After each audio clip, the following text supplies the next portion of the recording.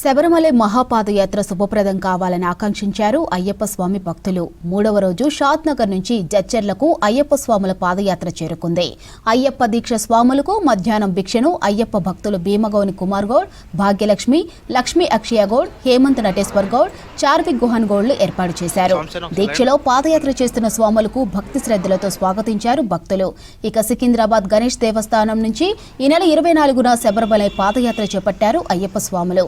RL Nayak, P Naveen Yadav, S Srikanth, Rinku స్వాముల ఆధ్వర్యంలో మూడవ రోజు పాదయాత్ర కొనసాగుతుంది.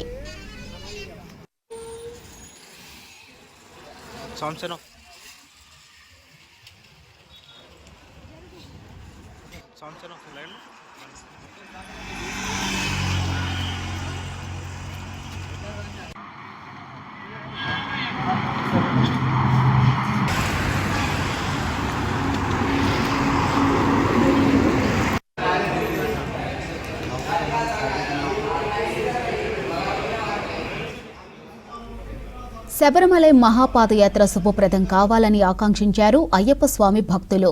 మూడవ రోజు షాద్ నగర్ నుంచి జడ్చర్లకు అయ్యప్ప స్వాముల పాదయాత్ర చేరుకుంది.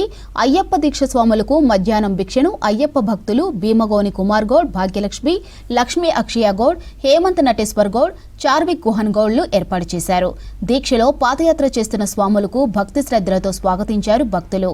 సికింద్రాబాద్ గణేష్ దేవస్థానం నుంచి ఈ నెల 24న శబరిమలై పాదయాత్ర చేపట్టారు అయ్యప్ప స్వాములు.